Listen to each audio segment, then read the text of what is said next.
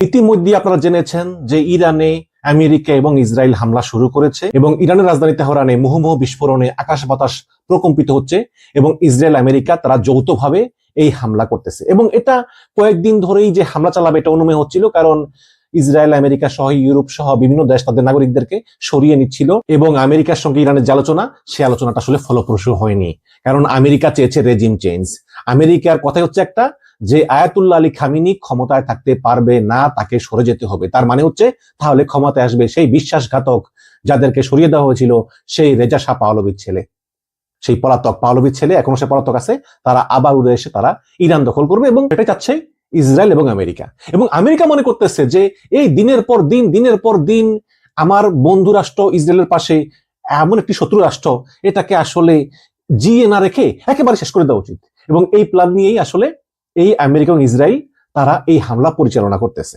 এবং প্রথমে ইসরায়েল করেছে কি, ইসরায়েল ইরানে মিসাইলগুলোতে ছুড়েছে, মিসাইলগুলো খুব নিচ দিয়ে যায়, মানে খুবই নিচে দিয়ে, আপনি দেখতে পারবেন যেন যে ড্রোন ওড়ে না, আপনি দেখতে পারবেন যে মিসাইলগুলো যাচ্ছে। হ্যাঁ, তো এই মিসাইলগুলো আসলে বিভিন্ন আরব দেশের উপরে দিয়ে গিয়ে তারপর ইরানে পড়ে এবং এগুলো এত নিচু দিয়ে যাচ্ছিল যে আসলে এগুলো ইরানের যে রাডার সিস্টেম, সে রাডার সিস্টেমে ক্যাচ করতে সমর্থ হয়নি। এই কারণে এগুলো গিয়ে তেহরানের বিভিন্ন জায়গায় আঘাত এনেছে। তো বলাই যায় যে ইসরায়েল একটি নতুন কৌশল অবলম্বন করেছে এবং অলরেডি আমেরিকা এবং ইসরায়েল নিশ্চিত করেছে যে ইরানে ব্যাপক হামলা চলতেই থাকবে। কিন্তু ইরানও থেমে নেই, কারণ ইরান বুঝতে পেরেছে যে এটাই তাদের শেষ সময়। ইরান বুঝতে পেরেছে যে আমেরিকা এবং ইসরায়েল তাদেরকে ধ্বংস করে দিবে এবং আরব দেশগুলো কিছুই করবে না। সৌদি আরব, কাতার, কুয়েত, জর্ডান, বাহরাইন, এরা সবাই হয়েছে সেই আমেরিকা এবং ইসরায়েলের পক্ষে। একটা মাত্র দেশ পৃথিবীতে ইরান, যারা এখনো টিকে আছে এই সিস্টেমের বিরুদ্ধে। সুতরাং এই ইরানকে শেষ করতে এখন আমেরিকা ইসরায়েল এক হয়ে নেমেছে যে এবার ইরানের শেষ। এবং ইরানের যে প্রশাসন, সেই আয়াতুল্লাহ আলী খামিনি, তিনি বুঝতে পেরেছেন যে আসলে তার আর কোনো উপায় নেই। কারণ আপনি যত বড় শক্তিশালী হন না কেন, আপনি একজন টিকে থাকতে পারবেন না সমস্ত বিশ্বের বিরুদ্ধে। কিন্তু ইরান, তারা মরণ কামড় দিবে। তারা বলতেছে যে আমরা মরণ কামড় দেবই দেব। কারণ এর আগে দেখেছি যে ইরান যখনই আক্রান্ত হয়েছে ইসরায়েলের দ্বারা বা আমেরিকার দ্বারা, তখনই তারা আসলে ইসরায়েলের উপরে পাল্টা হামলা চালিয়েছে, কিন্তু মার্কিন ঘাঁটিগুলোতে তেমন একটা হামলা চালায়নি। বাট গতবার কিছু হামলা চালিয়েছিল, কিন্তু এবার ইরান সরাসরি মরণ কামড় দিচ্ছে। এদিকে ওদিকে সব জায়গায় ইরান পাল্টা হামলা চালাচ্ছে। আমি যদি একটু লাইভ বিবিসি থেকে আপনাদেরকে শেয়ার করি, আমেরিকা এবং ইসরায়েলের হামলা শুরুর পরেই ইরানের রাজধানী তেহরানের আকাশে বিস্ফোরণের ধোঁয়া উড়তে দেখা যায়। তেহরানের বাইরে আরো কয়েকটি শহরে বিস্ফোরণ হয়েছে বলে ইরানি সংবাদ মাধ্যম জানিয়েছে। এছাড়া ইসরায়েলের উপরে ব্যাপক ক্ষেপণাস্ত্র ও ড্রোন হামলা শুরু করেছে ইরানের বিপ্লবী গার্ড বাহিনী। তারা বলেছে আজকে ইরানের বিভিন্ন জায়গায় হামলার পর ইসরায়েলের উপর ব্যাপক ক্ষেপণাস্ত্র এবং ড্রোন হামলা শুরু হয়ে গিয়েছে অলরেডি। এদিকে বাহরাইনে কিন্তু আমেরিকার একটা ঘাঁটি আছে। বার্তা সংস্থা এএফপি বলেছে যে বাহরাইন বলতেছে তাদের রাজধানী মানামায় একাধিক বিস্ফোরণের শব্দ শোনা গিয়েছে।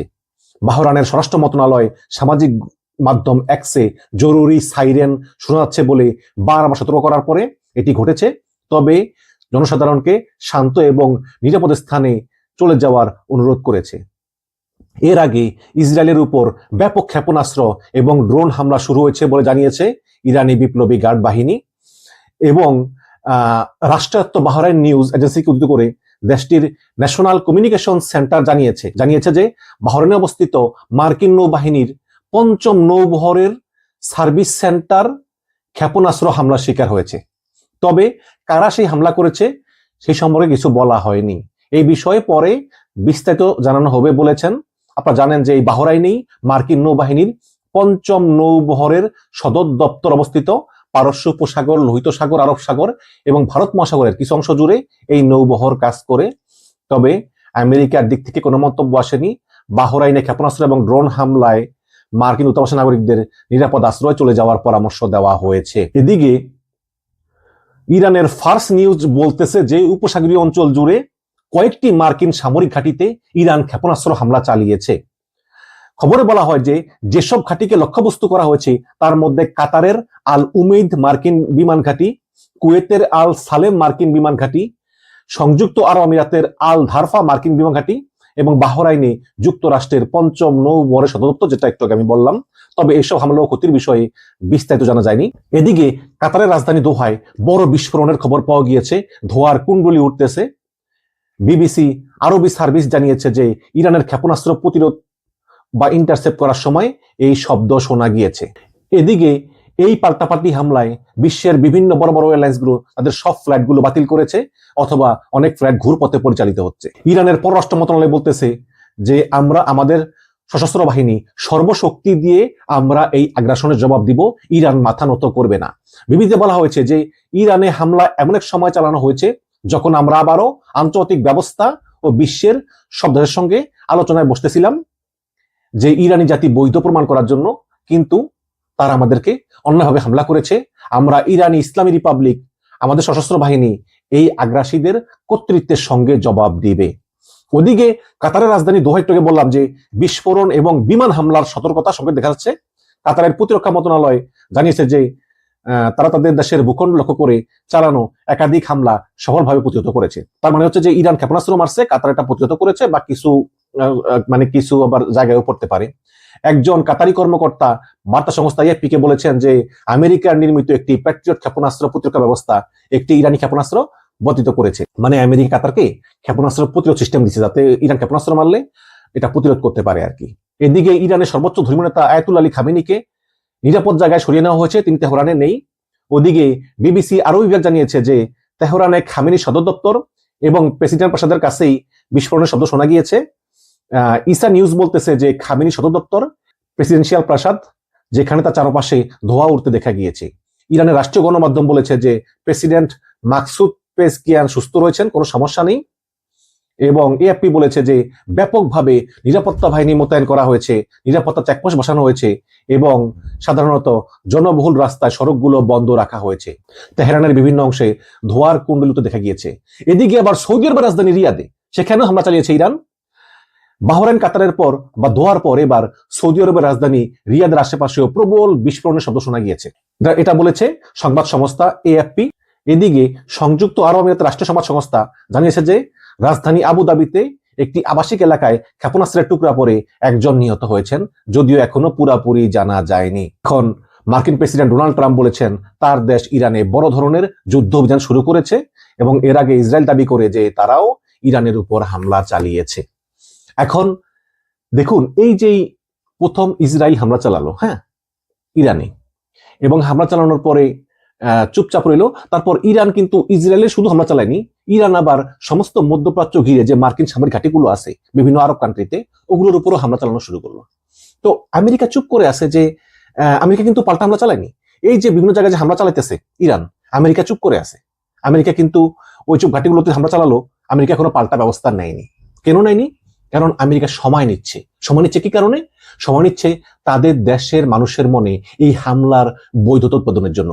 কারণ রিসেন্ট জরিপে দেখা গেছে যে 75% আমেরিকার মানুষ যুদ্ধ চায় না, তারা চায় না আমেরিকা কোনো যুদ্ধে জড়াক।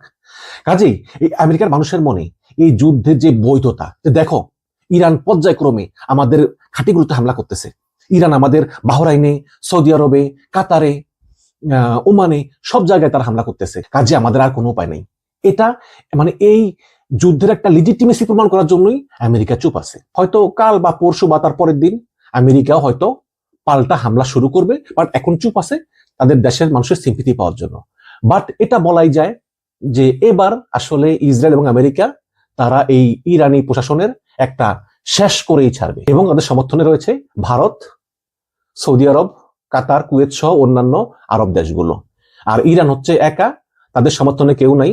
রাশিয়া ছিল, রাশিয়া নিজেই তো এখন ওই ইউক্রেন যুদ্ধে একদম তার অবস্থা শেষ। আগে ছিল সিরিয়া, সিরিয়ার আসাদ তো পালিয়ে গিয়েছে। নতুন যে প্রেসিডেন্ট সারা, তিনি তো হচ্ছেন আমেরিকার সঙ্গে তার ভালো সম্পর্ক। সুতরাং আসলে বলাই যায় যে ইরানের কেউই নাই, তারা একদম একা। কিন্তু ইরান একা হলেও তারা কিন্তু ছাড়বে না, তারা মরণ কামড় দিবেই। এবং তারা সৌদি আরবের রাজধানী রিয়াদে পর্যন্ত হামলা করেছে, সেখানে বিশাল অনেক হামলা হয়েছে, বড় বড় বিস্ফোরণ শব্দ শোনা যাচ্ছে। কাতারে, বাহরাইনে, সংযুক্ত আরব আমিরাতে এভাবে তারা হামলা চালাচ্ছে এবং আরো বেশি বেশি করে তারা হামলা চালিয়ে যাবে। এখন ইরান তো একা, এটা বুঝতে হবে। কিন্তু একটা জিনিস মনে রাখবেন যে ইরান এবার মরণ কামড় দিবেই, কারণ ইরান জানে যে তাদের হাতে আর কোনো সুযোগ নেই। সুতরাং তারা নিজেরা শেষ হয়ে যাওয়ার আগে যতটুকু সম্ভব সর্বশক্তি দিয়ে একটা মরণ কামড় দিবে, এবং সেই মরণ কামড়ে আরব দেশগুলোর কতটুকু ক্ষতি হয়, আমেরিকা কতটুকু ক্ষতি হয়, সেটা আমরা সময় গেলেই বুঝতে পারবো। তবে এটুকু শুধু বলা যায় যে মধ্যপ্রাচ্যে যে সংকট শুরু হয়েছে, এটার ফলাফল সুদূর প্রসারী, এত সহজে এটা শেষ হবে না।